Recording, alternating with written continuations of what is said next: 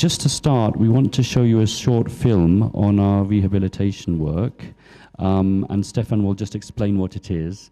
After that, we'll go into the protection presentation. So I'll hand over to Stefan. Thank you, Andrew. Yes, I mean, very briefly, when I was seeing the presentation this morning and hearing some of the questions that made, I realized that maybe nothing is better than a short video of 2 minutes to show a little bit what we talked about. And we selected only one among many others that you can find on our website, on Facebook actually, on the Facebook page of ICRC. This one is only 2 minutes. And one of the eminent members of the Sangha this morning, he was mentioning the mental health, very rightly so. And it's true that unfortunately, today in Myanmar, our centers don't have a systematic component of mental health attached to the center. But, as some of our colleagues said this morning, we try as much as we can to work also on mental health through different channels. And one that has been particularly rewarding all around the world, not only in Myanmar, it is to have people who have been fitted with our equipment to do sport together or in international competition to boost their morale and to give them a little bit of strength. And the results were amazing. You cannot see everything in 2 minutes, but it's just a little glimpse for those who want to go deeper into the matter on our website. The second video is of a different nature. It is a pedagogical video of 7 minutes, which is mainly meant for the very wide public and to teach them what are the do's and don'ts when you live in a place contaminated by landmines and explosive device to try to prevent any accident. So one is 2 minutes. Is it the case? Kate wanted? Yeah, this is 2 minutes, correct. The other one is 7 minutes. I think it's even shorter. 5 minutes. Okay, so it's 2 minutes plus 5 minutes. I'm stopping here, and I think we can launch the video. Yeah, go ahead. Thank you.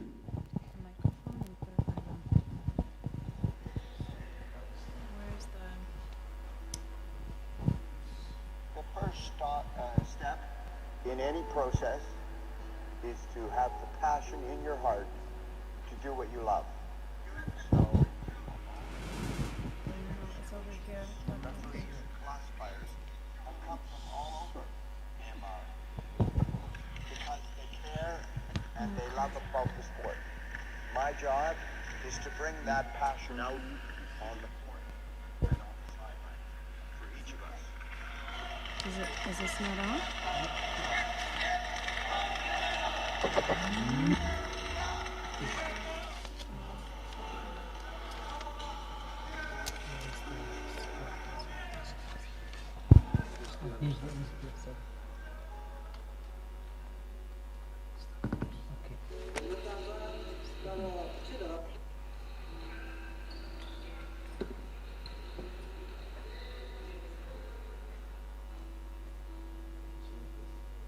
The first step in any process is to have the passion in your heart to do what you love. So all of these players, coaches, referees, and classifiers have come from all over Myanmar because they care and they love about the sport. My job is to bring that passion out on the court and on the sidelines for each of us.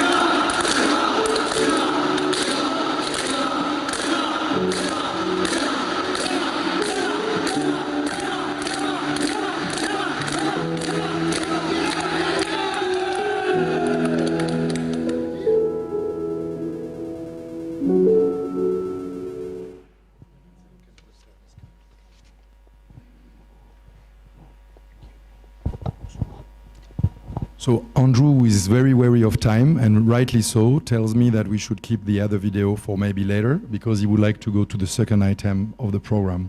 So we keep it for the end if we have time. Otherwise, I will give the link for those who wants to watch it. Sorry for that. Yeah, thank you, Stefan. So now we're going to go to the next section of the program on the ICRC's protection work in Myanmar. And yeah.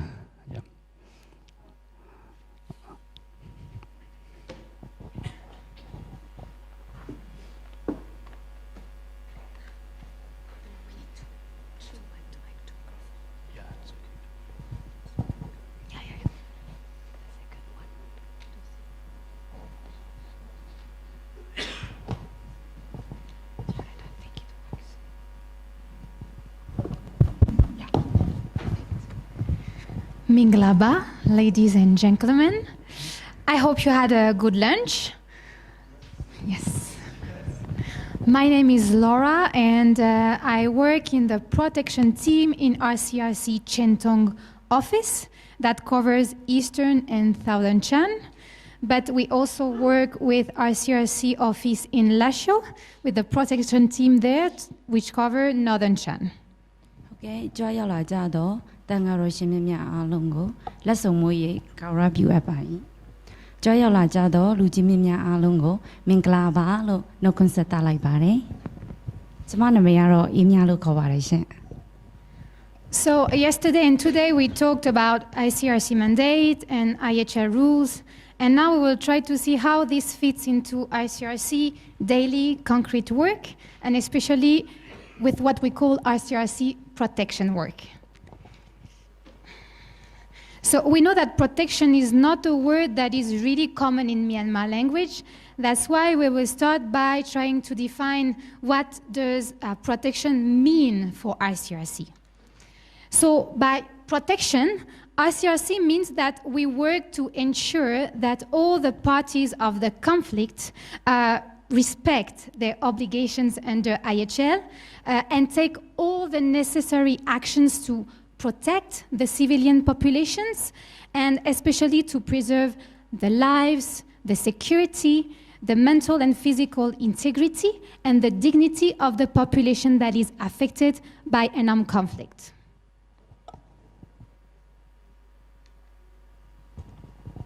So to achieve this objective, ICRC has 3 protection programs. So first, detention, then restoring family links, and finally, protection of civilian population. So first, we will start with our detention activities.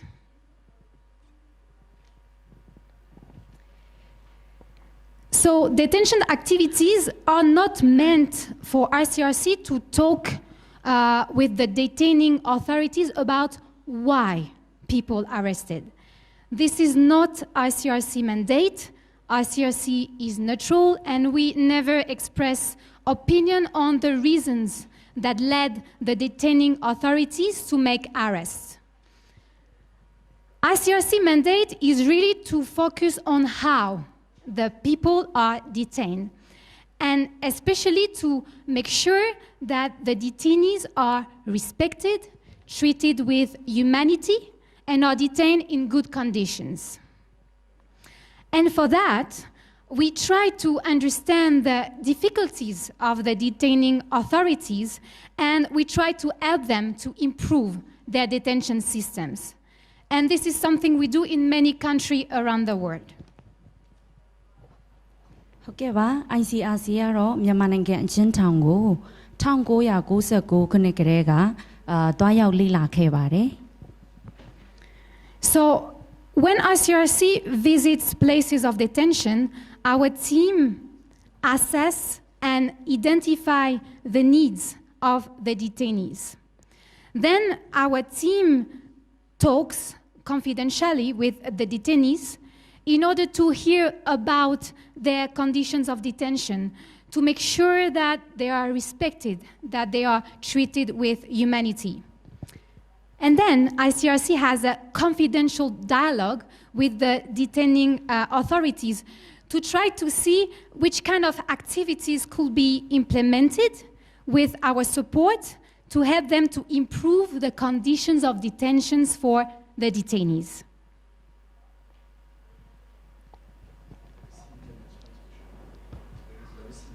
Yes.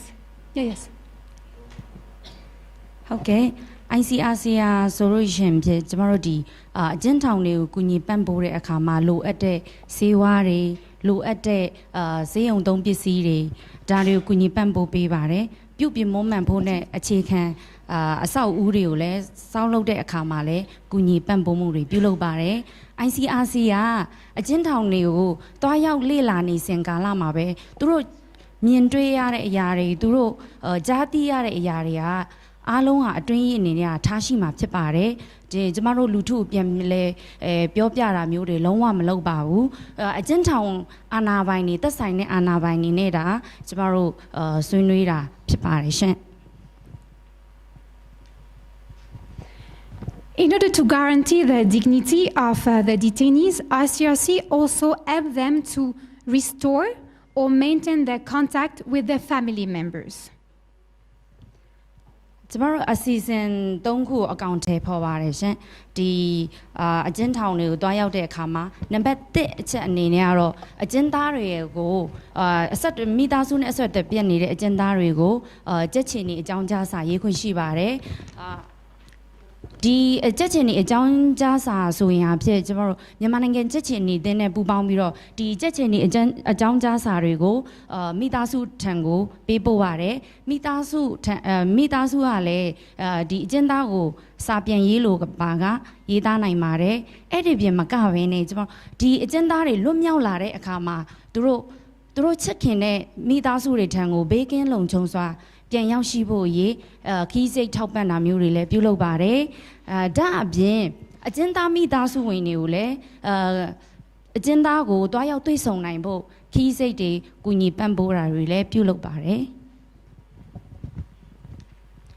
ဒီလိုလွတ်မြောက်လာတဲ့အကျဉ်းသားပဲဖြစ်ဖြစ်မိသားစုဝင်တွေကအကျဉ်းသားကိုတွားရောက်တွေ့ဆုံချင်တာပဲဖြစ်ဖြစ်ဒီ ICRC ရဲ့တမတ်ချက်နဲ့ကိုက်ညီမှတာအကျိုးခံစားခွင့်ရှိပါတယ်တကယ်လို့များမိသားစုဝင်ဖြစ်ဖြစ်ကိုယ့်ရဲ့အတိမိတ်ဆွေတွေကအကျဉ်းထောင်လွတ်မြောက်လာလို့ခီးစိတ်မတတ်နိုင်ဘူးအိမ်ပြန်ဖို့ခက်ခဲနေမယ်ဆိုလို့ရှိရင်လည်း ICRC ကိုဆက်တွယ်မြင်းမြန်းအကြောင်းကြားပြီးတော့အကူအညီတောင်းခံလို့ရပါတယ်ဒီအပြင်မိသားစုကနေပြီးတော့အကျဉ်းသားကိုတွားရောက်လို့တဲ့ခီးရလည်းဝေးကွာနေတဲ့ခီးစိတ်မတတ်နိုင်ဘူးဒါမျိုးတွေဆိုရင်လည်း ICRC ကိုဆက်သွယ်မြင်းမြန်းအကူအညီတောင်းခံလို့ရပါတယ်နောက်တစ်ချက်ကကြတော့အကျဉ်းသားထိမ့်သိမ်းခံရတယ်ဒါပေမဲ့ तू ကဘယ်အကျဉ်းထောင်ထဲရောက်နေလဲဘယ်မှာထိမ့်သိမ်းခံရတာမသိဘူးဆိုရင်လည်း ICRC ကိုဆက်သွယ်မြင်းမြန်းအကူအညီတောင်းခံလို့ရပါတယ်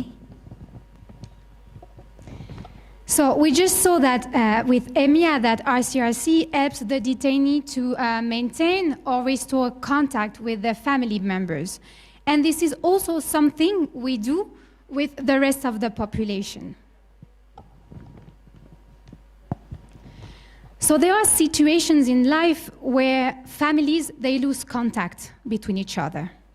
So it can be as a result of an armed conflict or a natural disaster. Families sometimes have to move, to flee quickly, and they lose contact with their relative. It can also be because of migration. A family member can decide to work abroad, for example, in Thailand, in Laos, in China, and this person loses contact with this family. It can also be because of arrest and detention, as we saw. So one family member is arrested, and then the family does not know where this person is detained. So in all these situations, ICRC can help families to locate their missing relatives. So concretely, what we do, ICRC team meets with the family in confidentiality in order to collect information about the missing person. And then, in collaboration with the Myanmar Red Cross National Society, ICRC tries to locate the missing person.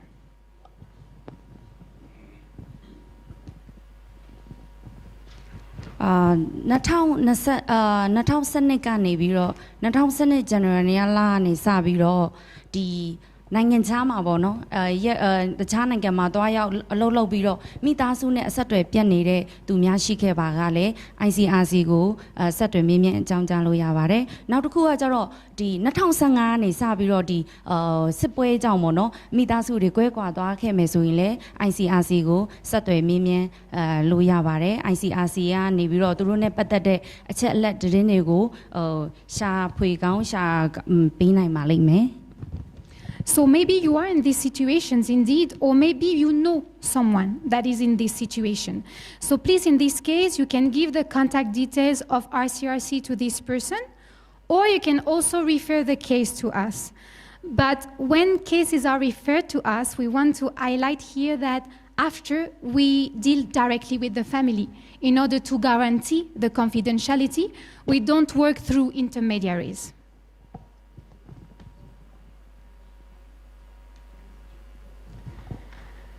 And then we move to the last protection program, which is called Protection of the Civilian Population. So as you saw at the beginning of the presentation, the heart of ICRC protection work is to work with all the parties of the conflicts in order to make sure that they respect their obligations under IHL, to preserve the lives, the integrity, and the dignity of the civilian population. And to do so, ICRC has a confidential and bilateral dialogue with all the parties of the conflict. So when an event happened related to the conflict that has negative consequences for the civilian population, then ICRC meets with the party who is allegedly involved in this event in order to try to understand the situation, maybe why this incident happened, how this happened. And then we explain our concerns to this party regarding the protection of the civilians population. We make recommendations, and then we remind this party to respect IHL rules. In parallel to this dialogue, we also try to promote our IHL knowledge. So what we do, we organize disseminations, we can organize IHL workshops with the different armed carriers in order to reinforce their knowledge on IHL and how to protect the civilian population during hostilities.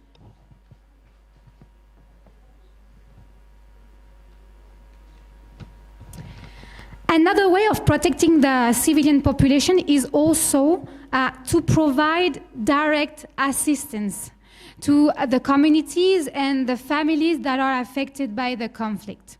So I will take an example here.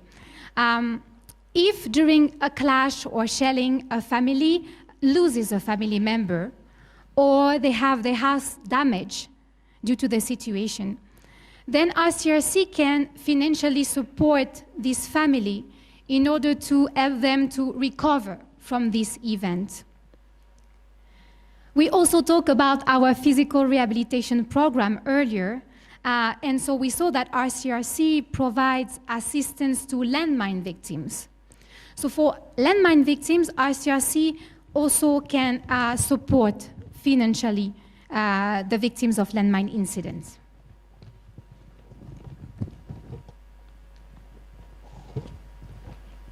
Okay, ICRC ဆိုလို့ရှင်ဖြင့်နေရရွှေ့ပြောင်းသွားတဲ့လူထုအဖွဲ့အစည်းတွေအရေးပေါ်အခြေအနေမှာကူညီပံ့ပိုးဖို့လိုအပ်မယ်ဆိုရင်လည်း ICRC ကကူညီပံ့ပိုးပေးပါတယ်ပြီးတော့ICRC အနေနဲ့ရင်းတို့အခြေအနေပေါ်မှာလိုအပ်တဲ့အကူအညီတွေပံ့ပိုးပေးနိုင်ဖို့ကြိုးပမ်းဆောင်ရွက်နေပါတယ်ဥပမာအားဖြင့်ဒီသူတို့လိုအပ်တဲ့စောင်းတွေချင်တောင်းတွေအရေးပေါ်အခြေအနေမှာပေါ့နော်ပြီးတော့တကူရီတန့်ရှင်းသုံးပစ္စည်းတွေမိဖို့ကြောင့်သုံးပစ္စည်းတွေပဲဖြစ်ပါတယ် Moreover, ICRC provides what we call livelihood support. So in Shan State, for example, we have some areas that are affected on the long term by the conflict. And in these areas, it is difficult for the population to have economic activities. And so the families, they can have difficulties to earn a sufficient income. So in this case, ICRC can provide assistance to low-income families in these long-term affected areas by, for example, providing them agricultural supports, providing them with, for example, seeds, tools, fertilizers, to provide them with vocational training, or to help them to start a small business like a grocery shop.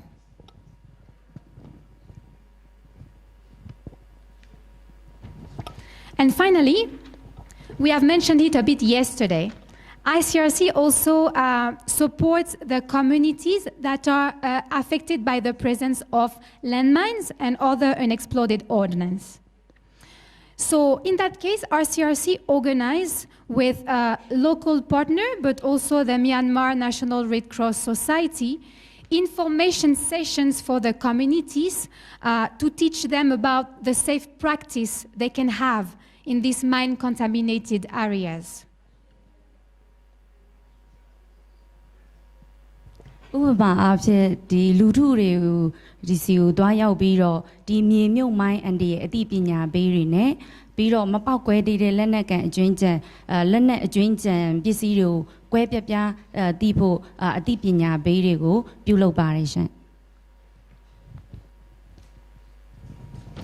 So now that you know about ICRC protection activities, you understood that we can only help communities if we know their needs. And because you know very well the needs of your communities, please do not hesitate to contact ICRC if you think that we might be able to provide support to some communities in conflict-affected areas. Again, our approach is always confidential and we never share information that we receive. Thank you very much for your attention. ကျေးဇူးအများကြီးတင်ပါတယ်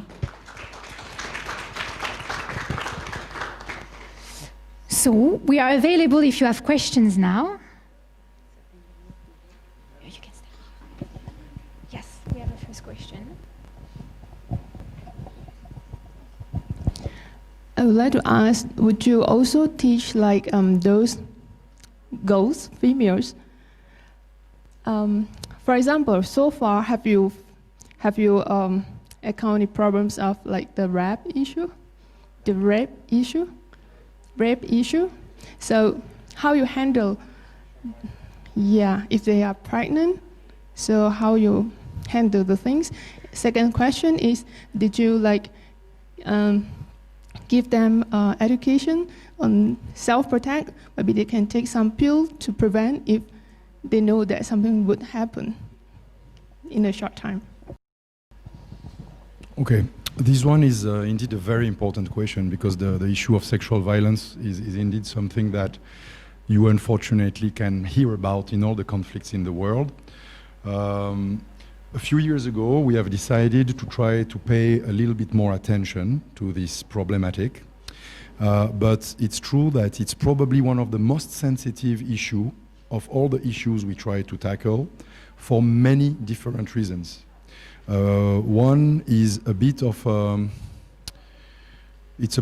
political reason, is that many institutions in the health sector, Ministry of Health and others, are not always yet at a level when they are ready to discuss those issues with other organizations. So when we talk about health, very often we depend a little bit on what the national health institutions are ready to address and to discuss. So now, for example, we are very much at a stage when we try, with the Ministry of Health, to make them aware of this problem and to try to find ways which are adapted to Myanmar to integrate them in their own systems. Because at the end of the day, it is not ICRC that will bring a solution to that. There is a lot of consequences, medical consequences, you mentioned it. There is psychological consequences. So there is a whole treatment that we need to organize, and it will never be ICRC alone. It will take the government, it will take the hospitals, it will take the community health centers. So at the present stage, We do not provide systematic assistance to victims yet. We are more discussing with the government what would be the right way to do so. In the same time, we have decided last year to have an expert in mental health to come here and to work with our local partners to see how to overcome another problem with sexual violence, which is the fact that many people don't want, especially the victims, they don't want to talk about it because it's extremely taboo, it's extremely personal, it's very difficult to talk about it.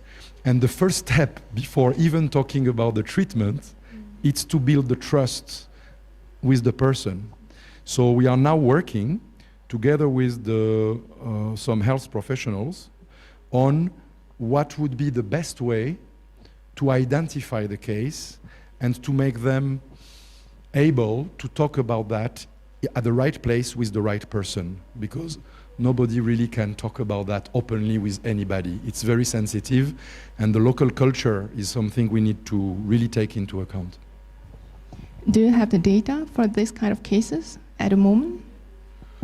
We have every time there is someone that refers a case to us about those issues, of course, we are, like any other type of things, documenting. But I cannot really tell you, this is something I would need to check, how they are handled. I think it's more ICRC internal at the present stage. Probably we share them with a number of medical institutions with whom we work. But I don't have public data about this problem at the present moment. Considering the confidentiality that, revolving around like these sensitive like cases, usually, this is part of our modality when it comes to protection work. So we have to have also the consent of the victims if we want to share, for example, or we want to address these issues with, let's say, like the perpetrators. So this is something that's very sensitive, not just because of its taboo, but also when it comes to us as a body or as like an entity that has to take the next step or step up, and addressing these issues with perpetrators. So this is something that we have always just keep it like a confidential, unless the victim is allowing us to share like this information with the others. But again, entire ICRC internal information is not supposed to be shared. Yeah. Sure. So I think it's good there to bring the awareness to the victim to voice up to get some help. Sorry? The kids, Yeah. rape kids. Yes, once again, if someone is identified and requests for assistance, we are doing it every time we have a possibility to do it. This we do it. What I meant is that we don't have a national program yet or a national systematic way to detect and to address. For example, like we have the orthopedic center. Orthopedic center, we are talking about it, we invite people, we treat them. It is very systematic, but for this problem, we are still trying to find the best way. If someone asks for our help, of course, we will do our best to address it, and if they need assistance, we will definitely try to give it, of course. Yeah, just on the issue of sexual violence, this is something that the ICRC takes very seriously. So we've launched a project on this. So with me in Bangkok and in Geneva, we have specialists in sexual violence who are working with us to advise us and see how we can address this, because of course, women can be particularly vulnerable during conflict, and rape can be used as a weapon of war, a means of oppressing communities. So this is something we take very seriously.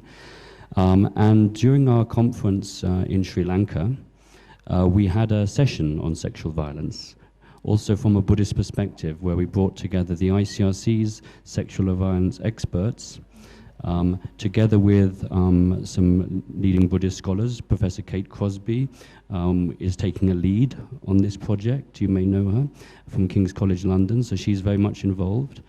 And we've also worked with sexual violence experts in the UK who are Buddhist, and they do a lot of work on mindfulness and meditation and these techniques as well to help alleviate the problem. And soon we are going to be carrying out a project in Sri Lanka to look into this as a kind of pilot, a modest start. And our sexual advisor in Bangkok, Zuleika, she's very motivated. She's reading all of the Buddhist articles and learning about Buddhism so she can look at how we can work on this. So we are taking this very seriously at a global level and also in the Buddhist world. Yeah. Thank you.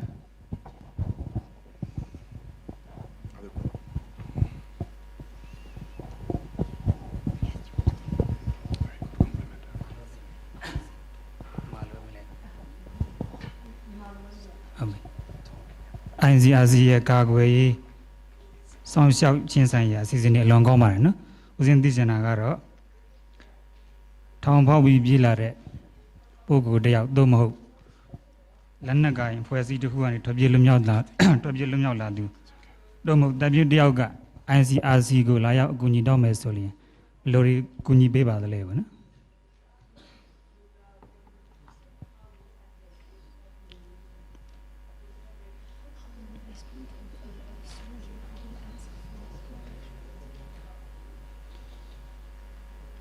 Can I repeat the questions? Yes, please.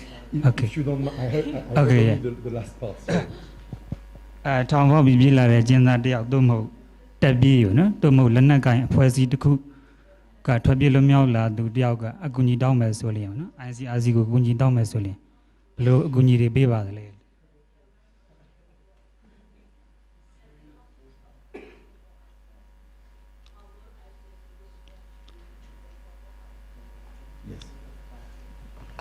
Well, that's a situation, fortunately, that we did not have yet. Otherwise, I would have been in a tricky situation. No, I mean, ICRC work for person detained in prison. So far is only inside the prison. It is true that we visit all the places in the country, all the prisons and the labor camps. We already had situations when there were some breakout and when some people ran away. But in my experience, what happened is that they were taken back. And when they were taken back, the situation for them was maybe a little bit more difficult. And that's what ICRC was doing. It was to look at what is their situation when they are taken back. But we never were approached by people fleeing the system. And I think that we would be in a very tricky situation in any country to help someone who is running away from the legal system. Because as I said in my previous presentation, we respect the legislation and the law of the country. And if something is outlaw, we usually do not have a possibility to act. Okay. So, yes, usually we help prisoners once they are inside the prison. Okay, thank you so much. Yeah.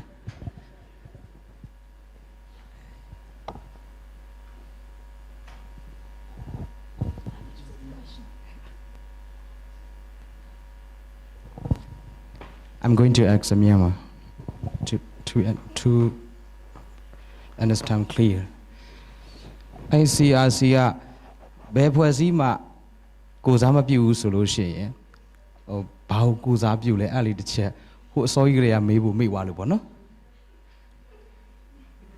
ဘယ်ဖွဲ့စည်းမှလည်းမဟုတ်ဘူးဒီမှာရေးထားတာဆိုလို့ရှိရင်ကုလသမဂ္ဂလက်အောက်ခံ agency လည်းမဟုတ်ဘူးတဲ့အစိုးရအဖွဲ့ NGO လည်းမဟုတ်ဘူးတဲ့စေဘက်ဆိုင်ရာအဖွဲ့အစည်းတတ်လည်းမဟုတ်ပြန်ဘူးတဲ့လူခွင့်ရေးဆိုင်ရာအဖွဲ့အစည်းတရက်လည်းမဟုတ်ဘူးတဲ့တရားစွဲဆိုတဲ့အဖွဲ့အစည်းလည်းမဟုတ်ဘူးတဲ့စုံစမ်းစစ်ဆေးတဲ့အဖွဲ့အစည်းမဟုတ်ဘူးဆိုရင်ဘာအဖွဲ့အစည်းလဲပေါ့နော်တော်တော်များများမသိဘူးကြက်ရှင်ဒီ record ကိုလူတိုင်းသိတယ်ဒါပေမဲ့အဲ့ record ကဘာကိုစားပြုလဲအဲ့ဒါမသိဘူးဖြစ်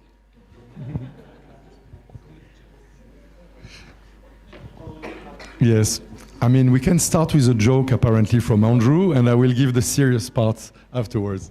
You ruined it now because you said people will expect it to be funny, but but I was just thinking, I was just thinking of the concept of shunyata in Buddhism. Maybe we represent that. No. But I'll hand over to Stefan. Sorry. No, it's true. I mean, that's a very good question, because I think that we have this tendency in the ICRC, and you spotted it very well, to define ourselves not only by what we are, but also by what we are not. And we said we are not part of the UN, we are not part of the government. We have this tendency to try to show that we are as neutral and separate as possible, because if people think that we are from the government or from the United Nations, or that another state out of the country is guiding us, it is very difficult to trust that our approach will be neutral.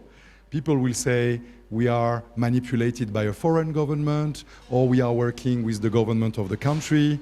So that is why, and I apologize for that, that we are telling so many times, we are not this, we are not that, we are not that. Now, what are we really? I think, well, probably we did not do a very good job during the 2 days, because we tried hard to tell you what we were. But I think that if we had to summarize it, it's pretty simple. We are a very, while remaining humble, we are a very unique organization whose mission is to help the people in time of conflict. And this mandate is very specific. It's a bit unique, because there is no other organization who is mandated by states to do this job. And I think that what defines us the most, it is, number one, our actions. We just want to be judged by our actions. What people can see, the orthopedic work, the work in the prison, the work with the communities, this is what we are. And if people see what we do, they understand what we are. And the other thing that defines us, it is the principle that we mentioned at the beginning. There are 7 of them. We just mentioned neutrality, impartiality, independence, but there is also humanity, universality, voluntariness. We have our own doctrine. So I think that if you look at our doctrine and if you look at our action, you will be able to draw what you think the ICRC is yourself. And it's true, it changes a little bit from one country to another. There are places where we do very different things than in Myanmar, even if we have a common denominator. And I just want to add a last point on maybe try to be a bit humble. The presentation that was done is a little bit the ideal presentation. It is not what we are actually for protection, it is what we try to do. And many of the things that you heard today are for us an objective, but there are many things we do not deliver sometimes. We cannot help all the people who ask us sometimes. We cannot access all the villages in need sometimes. So it's true that we need also to be careful with that. This is what we would like to do, this is what we are, but then we need to deliver, and that is also what makes what is ICRC. An organization like any other organization, with its strength, its weaknesses, and its limitations. တက်ဆက်သေးပေါ့နော်ဒါဆိုရင်ဒီကြက်ချီနီဆိုတော့အပြည်ပြည်ဆိုင်ရာကြက်ချီနီသင် ICRC ကဘယ်ဖွဲ့စည်းမှမမီတဲ့ကမ္ဘာလူသားအကျိုးပြုလုပ်ကိုလုပ်နေတဲ့ဟို organization တစ်ခုလို့ပြောလို့ရမလားအဲ့လိုပြောလို့ရလား Yes, actually we are, I mean, if we really need to go in the details, it is a pity that Sylvain left us. We are an international organization, IO, sui generis. In Latin it means that we are unique. We are not really comparable with other organizations. Other international organizations are governmental. We are not an international governmental organization. For example, UN is an international governmental organization. We are just international organizations. So yes, I mean, we are global. We are strictly humanitarian. We have a mandate from states. And we try to work across all these activities we showed, which is from protection to assistance to prevention. This is the way we define ourselves. I really can, and if you wish, I can send you some documents where we are trying to explain all these aspects, what they mean, and really what is the definition of ICRC as an international organization. I don't want to be too heavy for the audience with all the details. Okay, the last question for me. The ICRC activity the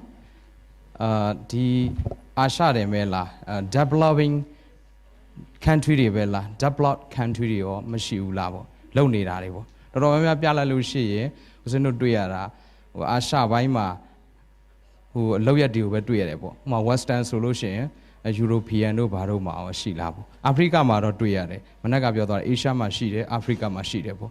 That's when the Sha developed country or the just in the activity Shilabo. Ashama Papilo Pulo Pit the labor, no? Okay, so it's true that the vast majority of our activities are mainly focused in Africa and Middle East. Many of the little cross you can see in Asia are not necessarily offices or delegation working in conflict. They are more diplomatic representation, if I can say so. But the operations, you are very right, are very much on the southern hemisphere, and they are mainly in Africa and Middle East. The reason number one is, of course, that it's where most of the conflicts are taking place, unfortunately, today. Most of the reality of armed conflict is in Africa, in Middle East, and a number of other southern countries. This being said, of course, we work in any country which has a conflict, on any continent.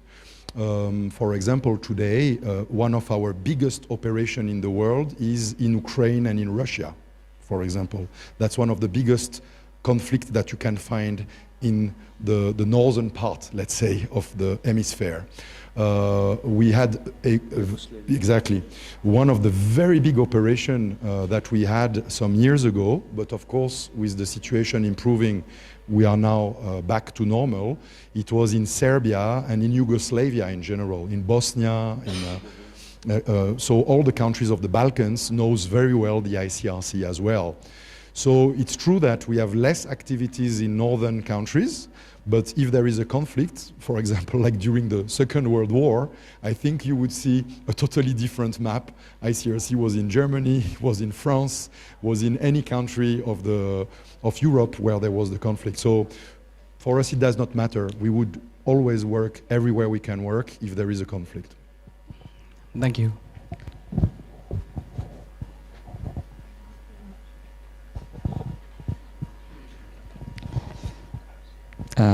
As you say, you provide for the prison. How about for the human trafficking? Nowadays we can see, especially in Myanmar, the border of China and Thailand, we can see a lot of human trafficking. So the question of human trafficking is actually not really at the center of ICRC mandate. It is unfortunately a reality that we can see, like any observer. But yesterday we explained that we are not alone, the ICRC. We are working in a global movement, and we talked about the National Society of the Red Cross. For example, in this country it is the MRCS. Or we talked also about the Federation of the Red Cross and Red Crescent Societies, which is a global body. And usually it is this part of the Red Cross who is more working on human trafficking. It is not the ICRC as such. This being said, sometimes it happens that we touch these problematics as well. We said that we were working in prisons. So sometimes when you go in a prison, you meet all kind of detainees, all kind of stories. And of course, if there are people who are victims of trafficking, we would pay a special attention to them. But it's not really a program or an activity of ICRC to deal with human trafficking. Usually it is more other organizations also working with human rights. Many organizations are working on human trafficking, but they are more human rights focused and not so much IHL focused. Just maybe to add that, as Stefan says, we're not really focusing on this issue, but we are very interested in migration issues.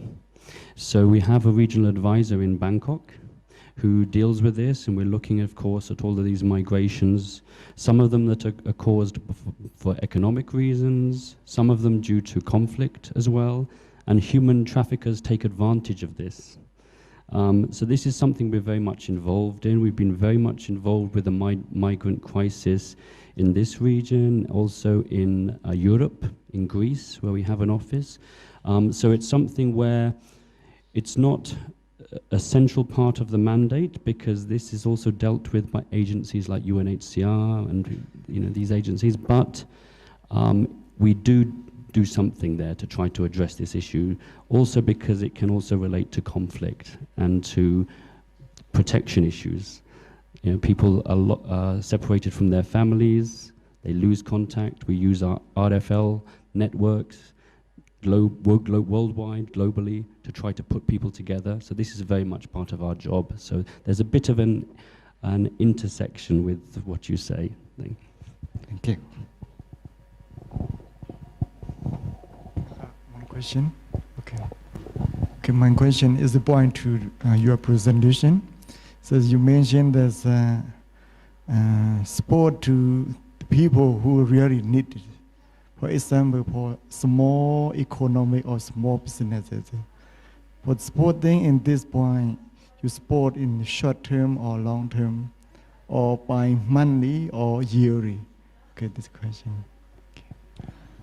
If I understood well your question, you're asking what kind of needs do we address? Do we do it on the long term or on the short term? Huh? This is the central question of the entire humanitarian community. It is not only ICRC, but it is true that the thing we are doing the best, if I can say so, it's the emergency response. It is the #1 mission we have. If something happens and the people have urgent needs, food, water, shelter, especially displaced people in Myanmar, then we will always try, together with our partners, especially the Myanmar Red Cross, who is doing an incredible work with us, we are trying to be together with the first responders or the unique responder when there is nobody else. So in this case, you may say, very rightly, it is very short term. We are just helping people, and what we are helping them with is very immediate response.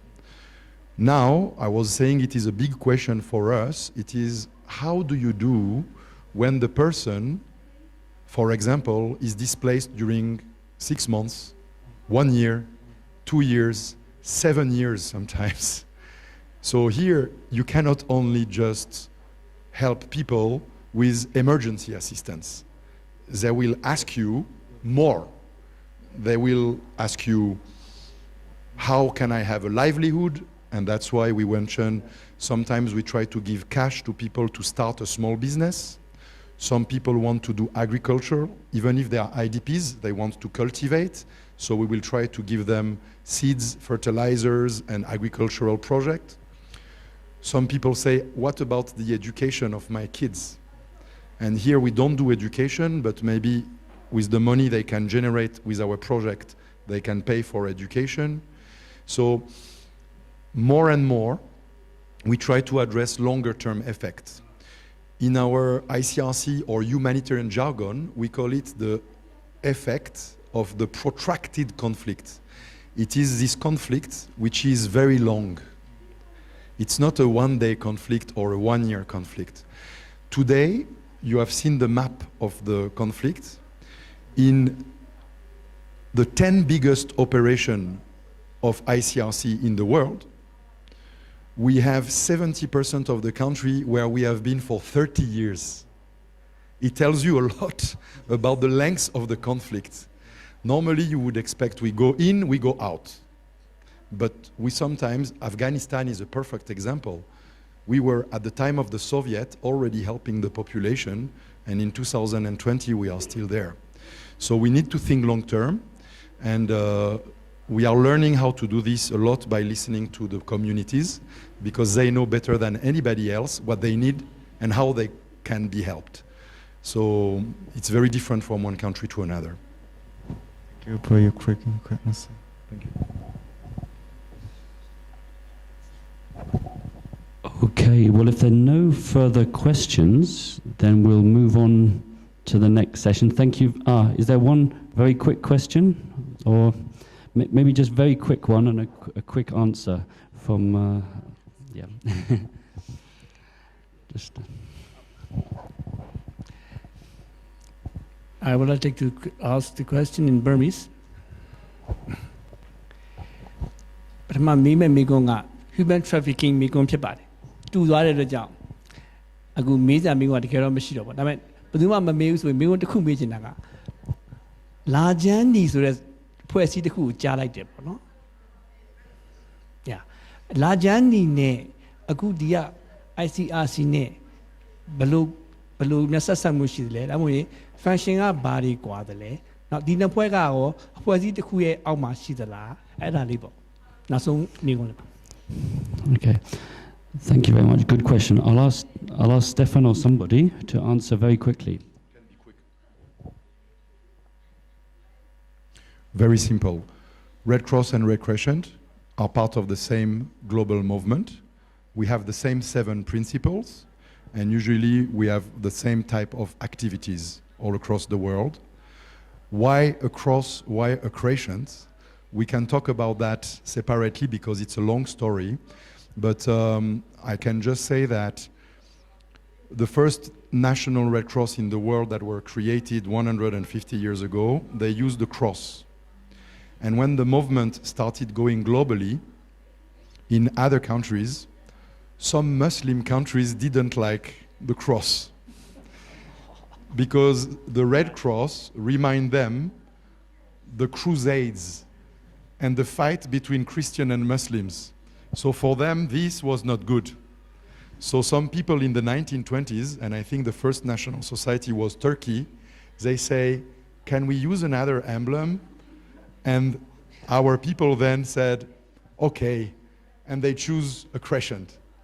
But I think that the cross and the crescent between you and me are not very good emblems because they remind the religion. And we are not a religious organization. The Red Crescent is not religious, and Red Cross is not religious. But people sometimes think we are religious because of those 2 emblems. Sorry? Yes, exactly.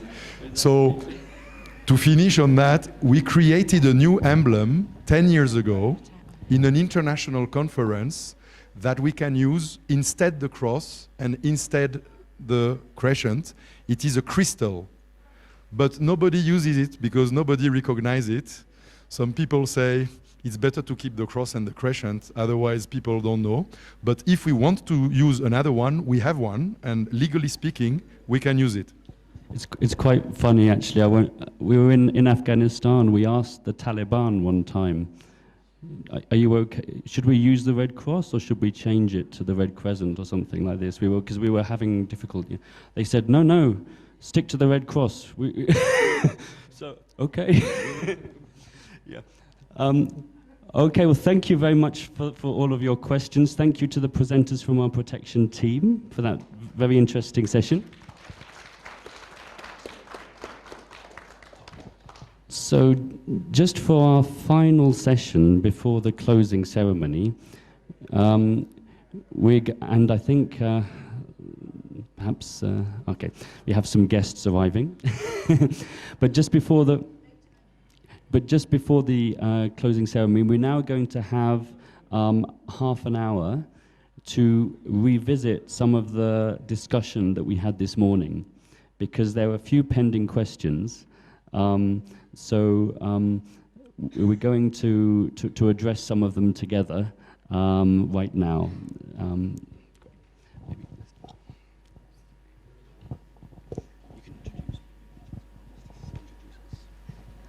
So for this session, Venerable Devinda and Andrew, they will coordinate and lead the session, okay? Thank you very much. So I've put up on this slide here some of the points that we were discussing earlier.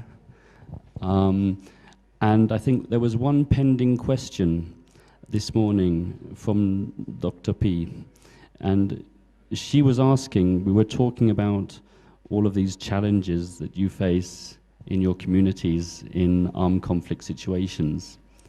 And one question that Dr. P asked was, can there be a universal Vinaya, a bit like IHL is universal, that can reconcile the ideal of the Vinaya and the reality that many of you, Sangha members and communities, face in the field.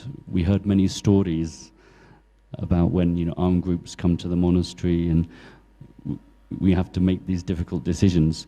So I just wondered if anyone had any first response to that question. Is that possible or not? Or is it a good idea or not? That was not my question. I'm not qualified. It's Dr. P's question, and I'll let Dr. Davinder maybe continue. Yes, as IHL, International Humanitarian Law, is international. So from Buddhist perspective, whether we have any kind of Vinaya rule that can be applied universally, I think when we look at the Buddhist precept or also the Vinaya, even in the four prajika, like killing human being and stealing, robbing, sexual violence, so this thing can also be applied in the international rules. Those Vinaya, even though it's set for monks, sometimes it can be also applied internationally. So in that kind of aspect, if anyone want to add something, or if you have any idea, please. I think we'll come to Professor Sangus first, and then we have another point here as well, and we'll start with you, Professor. According to Vinaya rule in Buddhist perspective, Bandruba already explained or described about four parajika. In a human and lay society, there are also 5 precepts. This is not only for the Buddhists or can follow non-Buddhists. Because when we look at the first precept, not to kill, on the other hand, on the contrary, we have to give, or we have to develop loving kindness, metta. Not to care is okay, justice for Vinaya. But on the other hand, on the contrary, we have to develop or cultivate loving kindness to take care of living beings, not only human beings but also animals, etc.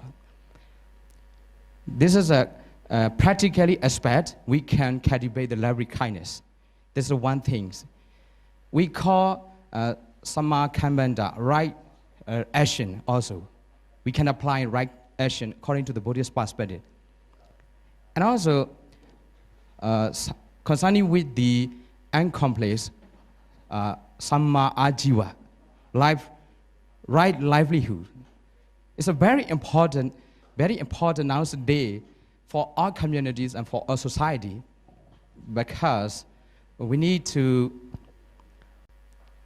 live. If every community or society want to live peacefully or happily, we have to notice about that right livelihood. On the other hand, to reduce suffering during uncomplex, we not to sell any other drugs or weapon and etc. like this. This according to the perspective, Buddhist perspective. The main thing is called Samma Ajiva. And on the other hand, Samma Vaja is included in 5 precepts, not to tell a lie, and also on the other hand, not to speak for between 2 group or 2 persons. I mean, nowadays very popular works hate speech. These 5, including 5 precepts, it is not only for not just only for the Buddhists. All people, all society, all over the world can apply this. This is according to the point of view of Buddhist perspective. On the other hand, we can say beneficial things for our society. We can say it and we can live not to say any other drugs or not to sell a weapon. There's one kind of aspect to reduce the suffering from joint and conflicts. This is according to Buddhist value or Buddhist concept, in my opinion, my understanding, right? Thank you. It's again also based on the Buddhist concept of the Noble Eightfold Path. The three things that Venerable mentioned is Samma Vaca, Samma Kammanta, Samma Ajiva, right speech, right action, and right livelihood. So this can be applied universally, yeah, if that's so. And Professor, you want to add something? I think one time Professor mentioned that the rules of the monks is only for the community of monks. If you break the rule of the monk, you will be punished only by the community, not by the law in general. So this kind of thing, can you explain more? Yes, again, kind of developing in the same line. When we talk about universal Vinaya, say for monks, in fact, the first thing that came into my mind was whether it is, now we have Theravada, Mahayana and Vajrayana, three different monastic traditions. But it is very interesting, although these three monastic traditions have doctrinal differences, Vinaya-wise, these traditions do not have a difference. I mean, there are minor differences, but if you take the monks, of course, understand much better. Parajika and Sangha, these first two most serious categories are universally applicable, all the Buddhist monks, whether Theravada, Mahayana or Vajrayana. Actually, differences are in very minor abhi samacharika, like, the concern in day-to-day behavior. But very serious ones are universal. So in that sense, if we talk about the monastic in a narrow sense, it is already there. Because universal Vinaya is already there. But taking the question a little further and broad manner, as the Venerable referred to the 5 precepts, I mean, there is a need and also, challenge. Buddhists need to get together and come up with, based on 5 precepts and the basic principles, come up with a universally applicable system of ethics. That Buddhists have to do that, but I don't see any technical or theoretical difficulty, impossibility, no. Only thing is we have not done that yet. So it's a practical thing, Buddhists to get together and develop something like that. So that's what I want to say. Okay, thank you. Professor, I just had a follow-up question. And in terms of armed conflict, you mentioned, do you see that there's a possibility to have a set of guidelines or something within that might help monks and Buddhist communities to consider the key issues? We like to have guidelines. We need guidelines ourselves to help us to focus on what's important in terms of assisting victims of conflict. I'm just wondering what your thoughts were on that. Thank you, Andrew. That's very, very important.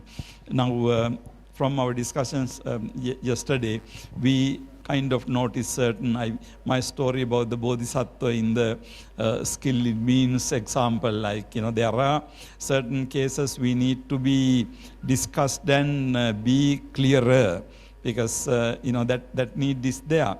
But I feel that doctrinally there is always a good possibility that we're developing that type of set of ethics and principles. Now, my overall position was a lot of things have been developed by IHL so that the Buddhists can incorporate. But on the other hand, actually the Buddhists can address these issues and really come up with something. But at the moment, the difficulty, the problem I see is simply the fact that we have not been looking at these things from this point of view. Actually looking at the today's gathering and the yesterday and today, we are learning a lot, right? We are learning a lot. And then in the process of learning a lot, we see a lot of similarities and the things we can agree. So it is only the fact that we have not done that. I think it will be a future, like prerogative, like a very important thing for us to do is to have another the intense get together and try to come up with some kind of, because what I'm trying to say is there is no in principle difficulty in doing that. Only thing is we have to sit down and do that. So one of the concept that I would like to stress here, when we say Vinaya, universal Vinaya or something like that, when we say the term Vinaya, we think it's only applicable for the monks. So instead of using the term Vinaya, we can use the other way, like ethics, Buddhist ethics like that would be more, I think, convenient. Do we have any other points that we want to raise on that issue? I was just wondering, because we were talking a lot about the protection work and some of the positions that you're put in an armed conflict situation. Is there anything, for example, when you're trying to protect communities, and also when you're trying to give people, you may have wounded people in your communities, you may have people who've suffered mental trauma, and I just, because of armed conflict, and I just wondered if there was someone who could speak a little bit about that, just on the mental trauma and the work that you do there. I know that Dr. Davinder was mentioning this earlier, maybe just to look into this in terms of psychological support for victims of conflict that you can provide as Buddhist clergy. Yes, last 2-3 days, actually, we had a workshop on the mental awareness that also very much applicable for the monks and nuns to have people in times of conflict, armed conflict. So, for example, in Nam Kham, when the village their home were burned, and we went there and not just giving the physical support, we also talk to them, encourage them, and helping them psychological support as well, not to worry too much, and we will do what we can have. And the other international community are also monitoring like this kind of support. We consult with them. And then with regard to their children, if they need some help for the school, and whether we can bring them to another monastic school like that also, this kind of counseling we provide. Is there anyone else who would have a question on that, or has an experience of that in terms of providing support on trauma? Thank you.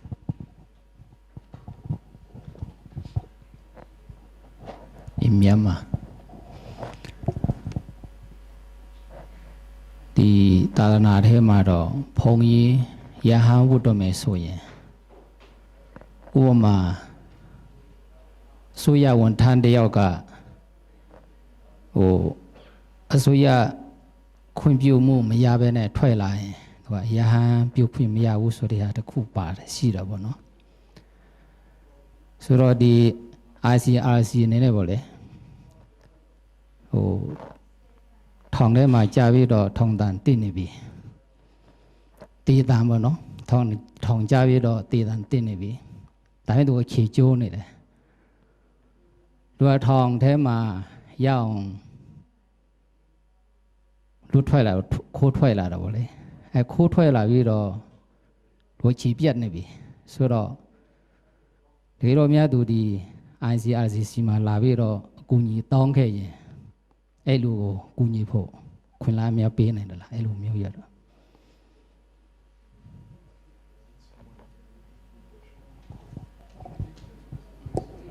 Pen me bang, pen me. Xin, loin to xin. Oh, bi. Jave no, jave la. Can you hear? Okay. Taunggyi ma javi do ti dan, ti ne de Taunggyi de yoga, dua chi ju ni de. Tane tu pit de ni ne tu ka Taunggyi ka lu rong tu thoi pye la de. Tu thoi pye la vi do ICRC ma tu kunyi la taung me, tu chi jo ne la tu lo chim ba de so yin. ICRC ne ne tu ko kunyi ne la ai lo myo ya do.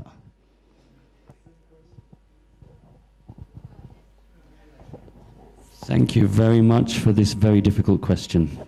This is good stuff. I'll make a first attempt to answer, and then Stefan will sack me if I get it wrong. No, but basically, in this situation, our main concern is emergency response. When people's lives are at risk, our top priority is to save those lives if we're in a position to do so. So if someone comes to our hospital, or we have the ability to save their lives and to help them, whether or not they've escaped from prison, we will do that. We will prioritize that. So, for example, we have had hospitals in certain parts of the world where we treat members of armed groups, like the Taliban, for example, or we facilitate that. And a lot of them might get arrested, if at a certain point on the road, or we don't know what they've done. Our priority is to fulfill one of the core parts of our mandate, which is to save their lives. Yeah. So if someone's escaped from prison or escaped from a death sentence, perhaps we can't protect them from the we can't stop them getting arrested. We can't interfere in the judicial process. That's not our business. But if someone is in desperate need, for example, of medical treatment, or they're searching for their family member, or they've lost contact with their families, we can do that. But at the same time, we'll be very clear to that person that, for example, we can treat you, but you'll have to understand that if the authorities come and arrest you, that's their right. Yeah, we can't do anything to stop that. Yeah, so what we can do is limited. Yeah, we don't want to interfere in these issues in the judicial process. It's not our job. It's not our place. But if there's priority humanitarian issues which we can address, then we will do that. I don't know if that helps to answer the question, but that's my first attempt. Any other questions on that, or some of these dilemmas? And I'm just wondering on some of the dilemmas that perhaps you face, rather similar to the ICRC in this respect? Actually, we put more question on the ICRC from our Buddhist perspective. If you have some more ideas, whether okay, please. And this is a good time to any pending questions, anything that you want to ask and you haven't asked yet. We're now just going to open the floor. So if there's anything you want to ask on any subject related to the last 2 days, then we'll take these questions now. Yeah. I want to put one concept. Can there be a universal unias for this question? So the Buddha didn't allow to fight trading. Number one is trading in weapons, trading in living beings, trading in meat, trading in intoxicants, trading in poisons. So if we can control these fight tradings, so the conflict or the sufferance can be reduced. Among these fight tradings, the most important thing is trading in intoxicants. Trading in weapons is the most dangerous. So if we can control these, comment.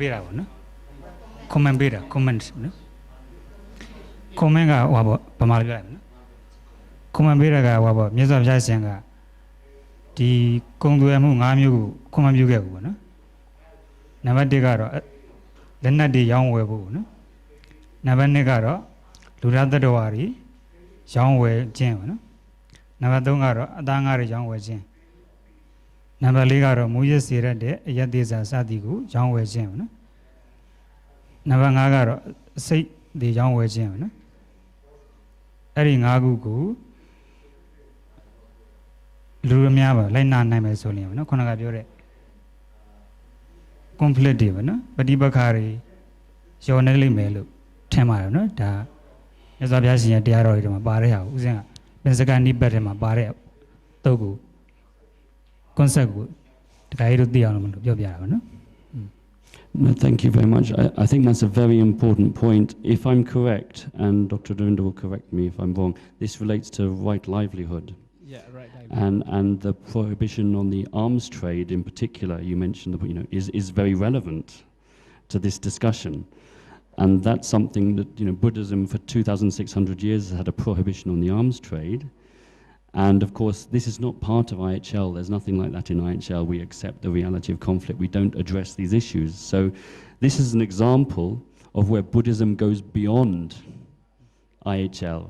You see, IHL being rather limited in this respect, Buddhism goes beyond it, and it's all about preventing conflict, and as well. So I think this is a very interesting point.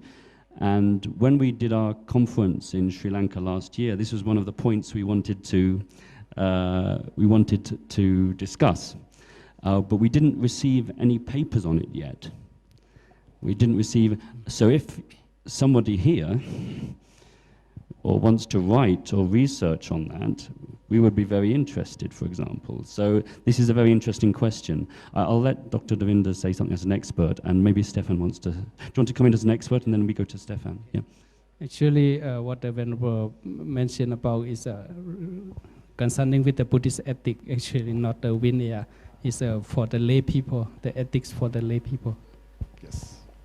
Thank you for translating for us sometimes all those Buddhist concepts and traditions that are not always obvious for all of us. I just wanted to add something regarding this very interesting comment you made on arm trade.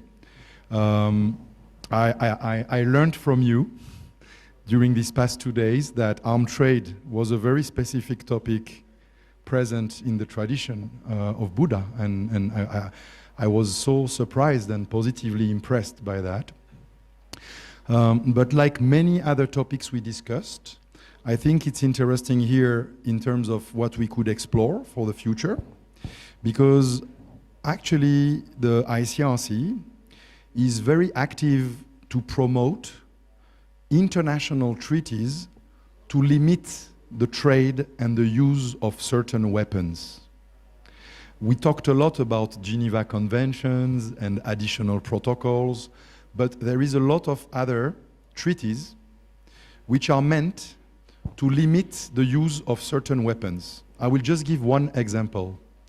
20 years ago, many organizations in the world, together with the ICRC, they joined their hands and they created an international treaty in Ottawa, Canada, to ban forever the use, the production, and the trade of anti-personnel mines.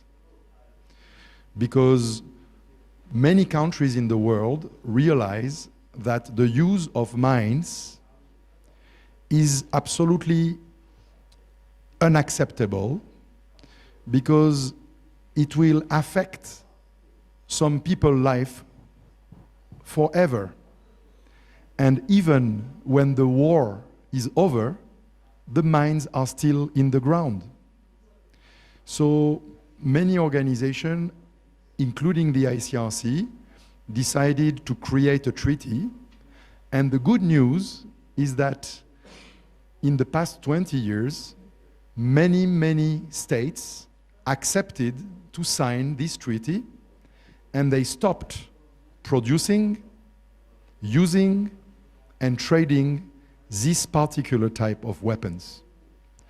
And I think here we have a little bit of an example when we could reflect in the future on how this interplay between Buddhism and IHL can bring any kind of future synergy, because we keep on pushing a lot for the end of the trade of certain types of weapons. Not all of them, because war is always done with weapons, but we think that some weapons are really too harmful and creating too much suffering, and they should be banished. I think that's a very good point. We have another question here, just on touching on another thing you mentioned about intoxicants, and this is a very interesting subject as well in relation to armed conflict, because we had one paper by a Zen Buddhist who he looked at anger as an intoxicant during armed conflict. How do you control this adrenaline and this, the physiological reaction you have when you're in a conflict situation where someone you know has been killed, and as an intoxicant. So it's an interesting discussion. We have another question. My name is Soimon. I'm an MA student here. My question is that my understanding on IHL and ICRC is that they respond to the in a micro level. Let's say they respond to the particular community, particular conflict, particular group of people in a time of war conflicts. But what I want to know is, have you ever thought of addressing this as a macro level? Because there are invisible hands always behind these conflicts and war. For example, there are warlords and there are people who produce weapons, massive weapons and other weapons, and they want to sell their weapons. So they are creating, conflicts all over the world, one after another. So when you look at it on the macro level, there are certain people who are manipulating the invisible hands. So have you ever thought of engaging in other institutions to handle these kind of master brains and these people? One thing is that in my country, Christian population is lesser than Buddhist population, but what I heard is that these rebellion groups, they listen to their leader, the leaders listen to their religious leaders like popes, and whenever they come, they listen to them. Or even in Burmese army, they are influential monks, those army leaders who listen to them.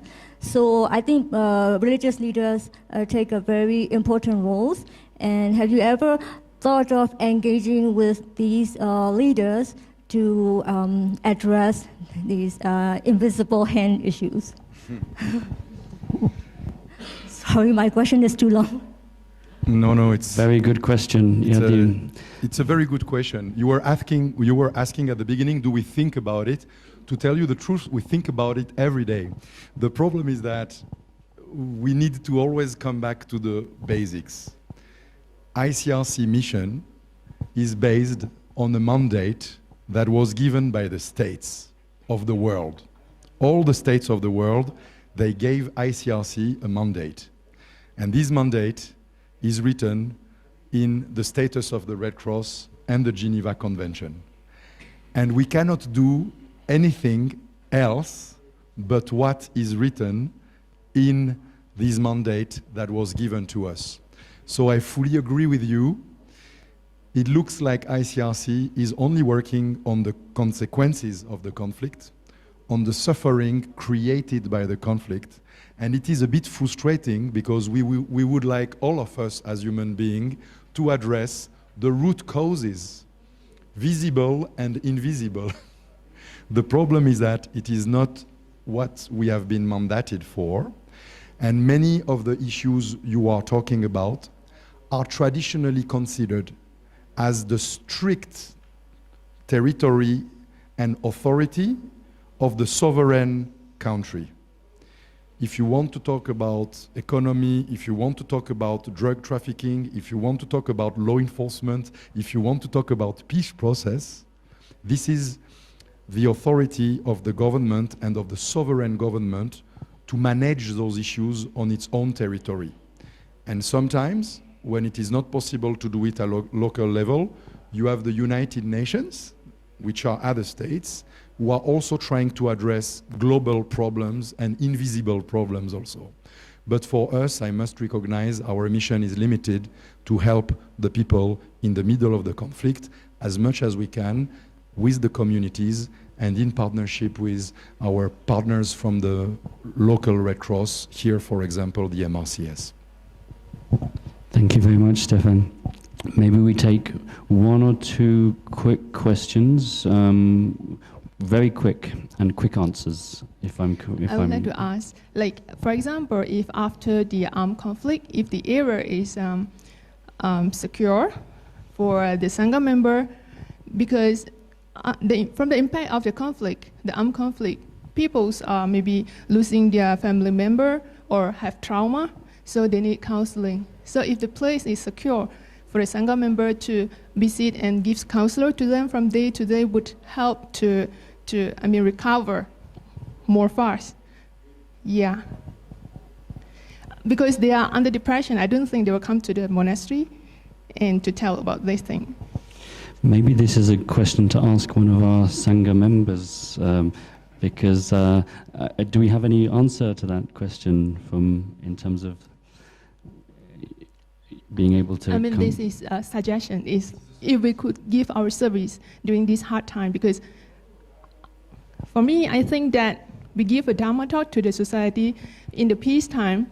It's kind of counseling as well for every family member that they have their problem in work or in family. And then particularly at this hard time that we need to give counseling for people with the Dhamma talk and to let them to have an opportunity to express their problem and teach them how to encounter their emotion and the problem in the mind so that they can recover with the Dhamma. Yeah, I think some monks are doing that in Jokme when the fighting occurs in northern Shan state.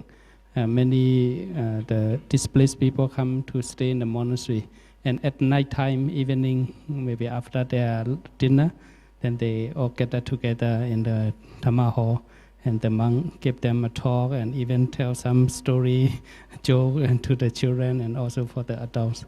I think this is we have been doing sometime. Great. One more very quick question.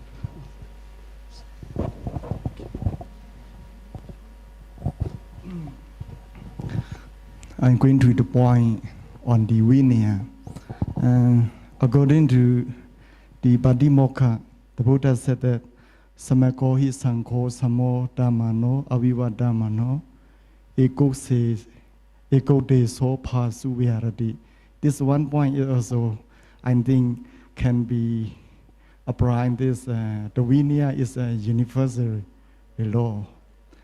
And for more detail, I wanted to ask Venerable Devinda or Professor Asanga can explain. And another thing is the last of Vinaya, we call in Pali Adhikarana Samatha, have 7 rule of settlement of cases.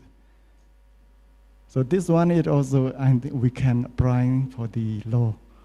And relate on this one, also we have in the Vinaya, Vivada Adhikarana or Anu, Professor Sangha, Anuvada Adhikarana.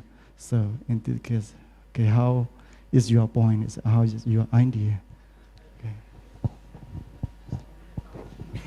I think Venerable refers to some of the Buddhist monastic mechanism the monastic tradition have been using for ages in order to resolve conflict. Now, if you translate the word adhikarana, samatha, actually it is the conflict. Adhikarana is a conflict, and samatha means resolution. But my only concern is, I think Stefan already gave the answer, because conflict resolution, I think, would perhaps, I don't know, fall within the category. But otherwise, what the Venerable refers to is very, I mean, tested method of, the applying within the Buddhist monastic community whenever you have a difficult, controversial issue. So we could go into detail of that, of course, it's not the time, but if at all Red Cross decides to go to that direction, I think the Buddhist tradition has a lot of conceptual tools for the use. Yes. Yeah, what Venerable Dr. Mahasata mentioned is about the purpose of the Vinaya rule, why the Buddha enacted those rules, because of the Buddha foresee that in order for the community of monks to live harmoniously together, this is the main purpose. Samodhamana means to live harmonious in the society, in the community of monks. So he asked whether this also applying to the general society, yeah, for the harmonious living. So in practice, Red Cross go jobless, you know. Yeah, exactly. So we don't want to talk about it.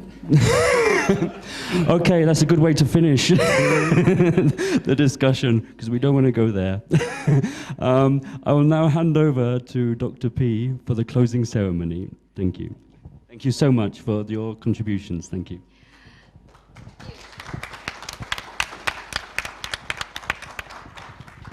So rather than, what we thought is we're running out of time, and so we would actually go straight into the closing ceremony, and then we can have refreshment later. So I would like to invite His Excellency Dr. Aung Dhamma, the Minister of Religious Affairs and Culture of Shan State, to give a closing remark. Thank you.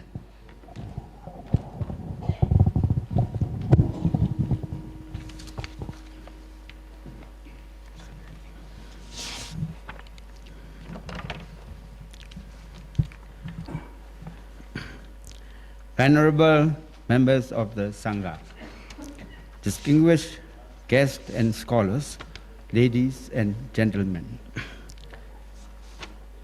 As I have been kindly invited to deliver the closing speech of this workshop on Buddhism and international humanitarian law, I would like to begin my thanking to the organizers, the International Committee of the Red Cross, as well as the Shan State Buddhist University for making this unique event possible.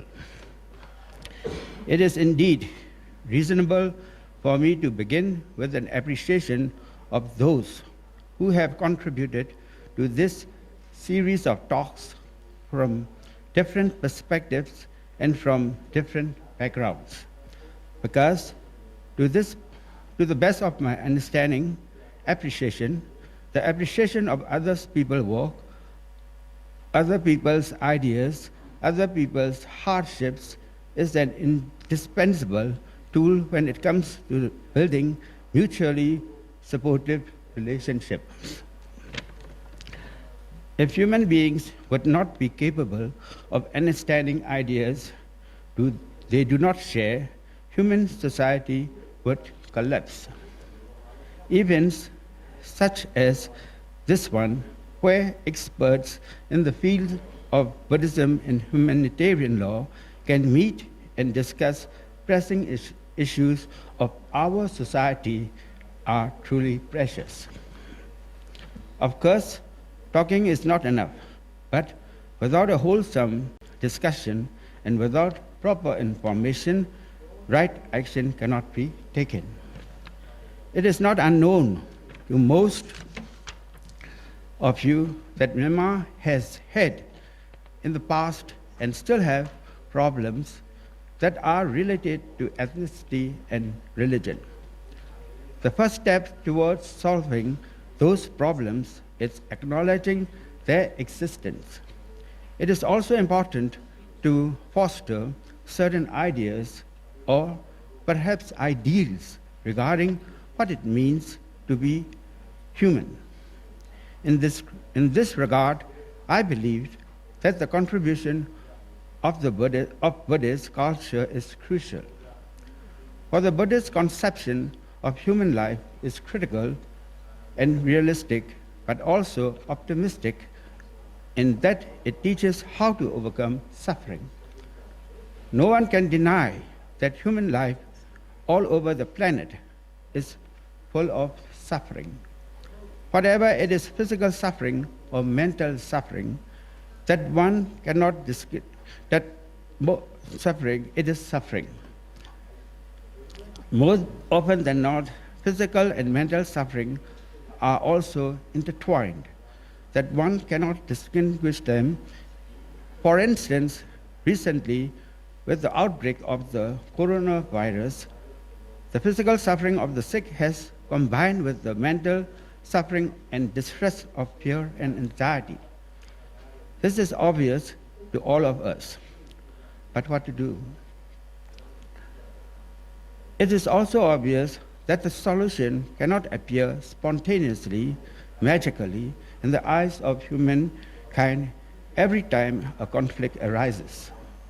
Rather, conflicts are situations in which human ignorance reaches its peak and presents itself naked in front of everyone.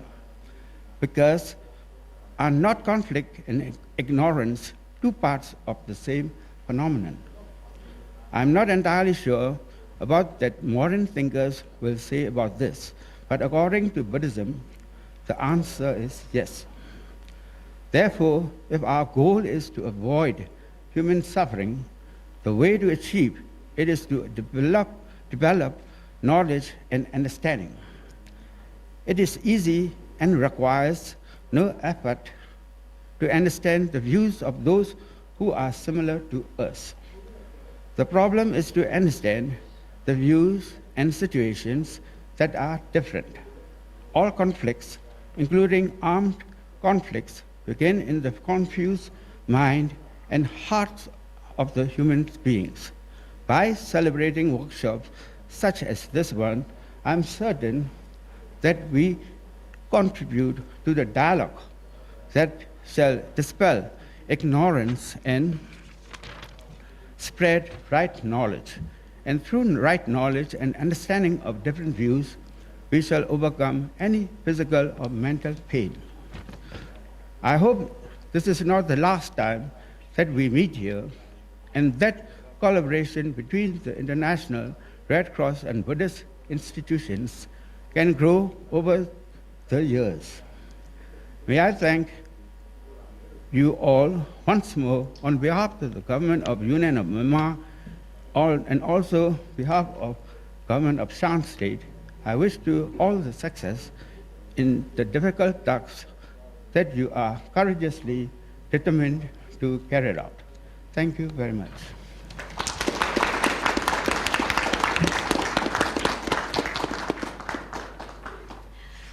We'd like to thank you, Dr. Dhamma, for his wonderful speech. Now I would like to request Stephen Pierce Sakalan, head of ICRC delegation, to give closing remarks. Thank you.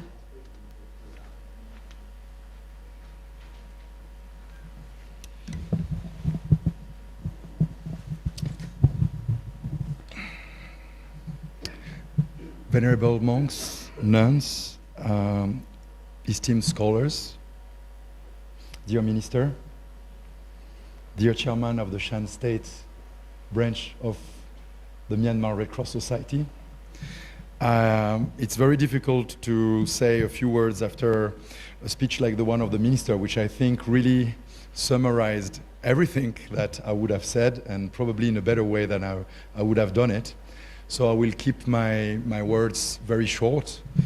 I would sincerely like, on behalf of the ICRC delegation in Myanmar, to thank all of you wholeheartedly, and of course with a special mention for the SSBU and for Dr. P, for just giving us this wonderful opportunity to sit together under the same roof and to exchange all those things we have been able to discuss during the past 2 days.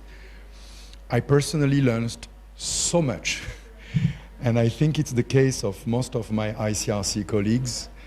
I have been personally extremely impressed and moved by your level of participation, including in very busy times, after a very busy week, at moments when the entire Shan state is celebrating, at moments when we are celebrating the 4th anniversary of the SSBU with a workshop before us.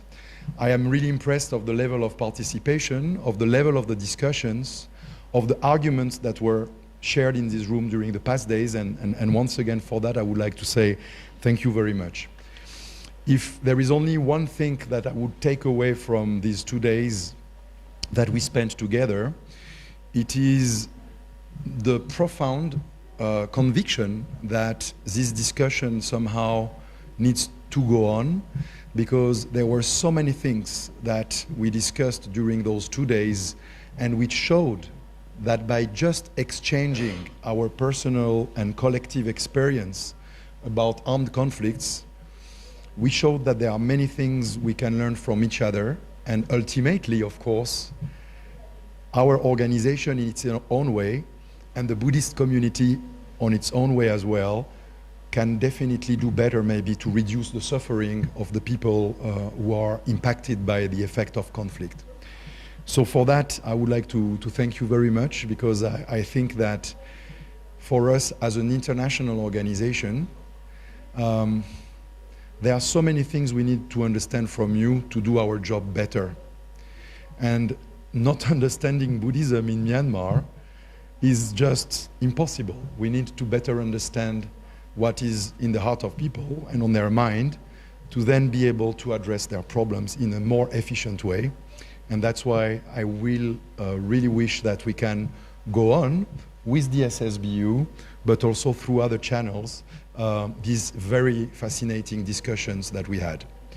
Of course, I would like to also thank the people who came from very far.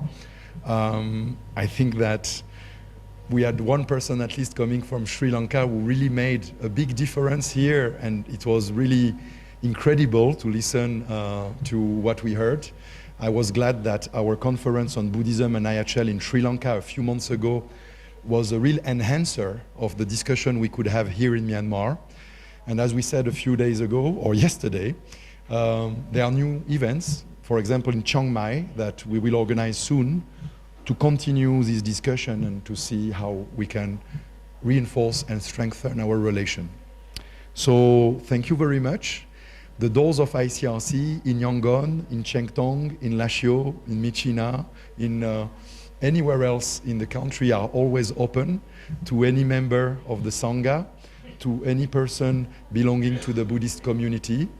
And the same way we talked very highly about those issues and these interactions, we are also, of course, really ready to meet you in our day-to-day work to better understand also what we are doing together on the field. Thank you very much, and I wish to everybody, and especially those who will come back home, a safe trip back. Thank you. I think you better stay here. The next program is to actually invite you to the stage, and I would like to invite our the most venerable Wuchita Pipala to present the gift. Yes.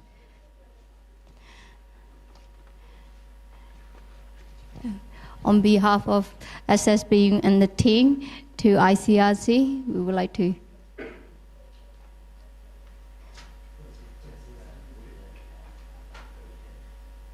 Thank you so much. Thank you.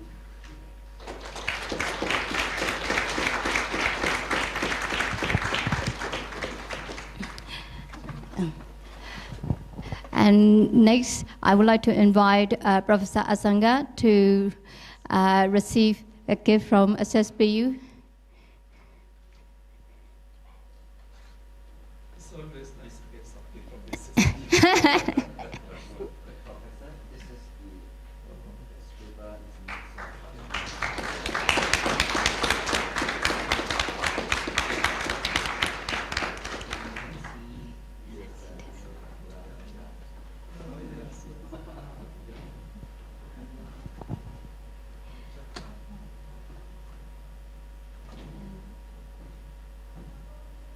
Perhaps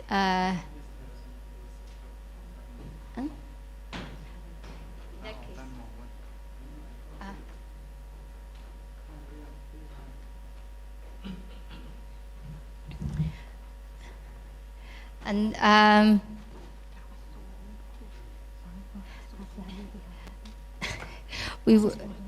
yes. I would like to invite, yes, perhaps I think what we will do is we will give out the gifts to the minister, please.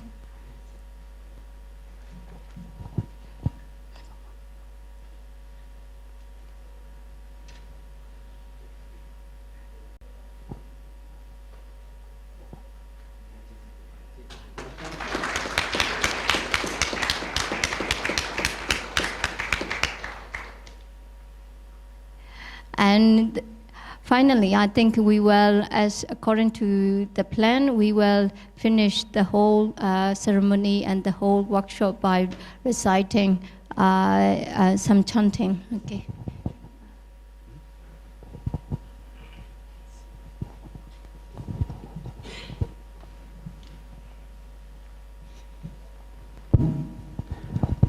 So we are going to chant the Mangala Sutta, the auspicious occasion. So this is the, especially in Myanmar, so we use this word a lot, and Mingala. So Jate Mingala. So this is the what we are so blessed. Now shall we just chanting for the Mangala Sutta, please? Namo tassa bhagavato arahato samma sambuddhassa. Namo tassa bhagavato arahato samma sambuddhassa. Namo tassa bhagavato arahato Samma Sambuddhassa. Bahudeva Manusatsa Mangalani Achintayong Akankamana Suttanam Bruhi Mangala Muddamang Asevanacha Bhalanam Pantitanansa Sevana Pushaza Pushaniyanam Etang Mangala Muddamang Patirupa Desawasutsa Bubbhija Kata Punyata Atta Samma Benidhija Etam Mangala Muddamang Bahu Satchanca Sipanca Vinayoca Susikhito Subhasitaca Yawaca Etam Mangala Muddamam Mata Pitu Upathanam Buddha Dharasa Sangho Anakulaca Kamanta Etang Mangala Muddamang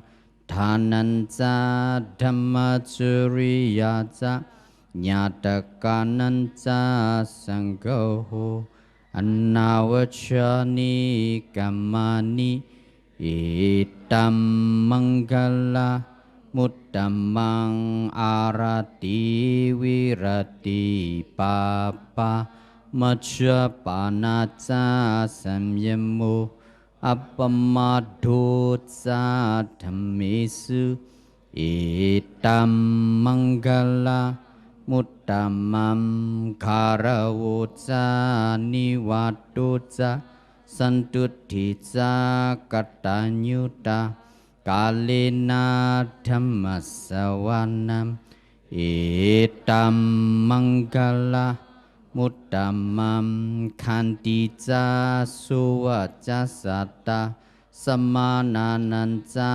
Dasanang Kalena Dhammasakacha Etam Mangala Muddamang Tapuca Brahmacariyanca Ariya Satchana Dasanam Nibbana Satchikriyaza Etam Mangala Muttamang Puttasa Lokathammehi Chittam Yasa Nakampati Asukam Virachang Khemang Etam Mangala Muttamang Etadisani Katwana Sabbata Maparachita Sabbata Suting Gachanti Tamti Sang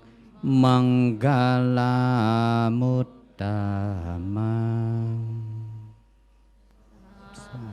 Sadhu, sadhu.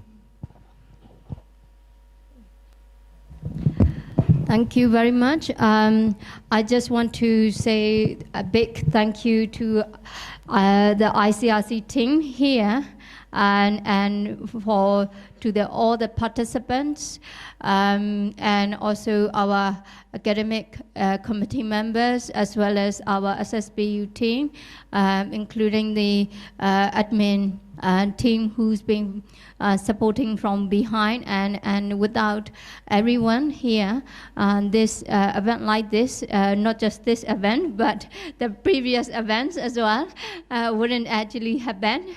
So just to say a big thank you to everyone in participating, 5 days celebrations to mark the 4th anniversary of Shan State Buddhist University. I would like to kind of give you an applause.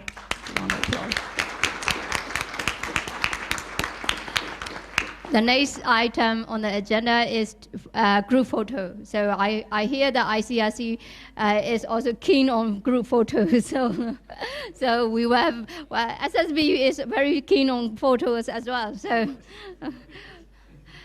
we will rearrange here. Okay.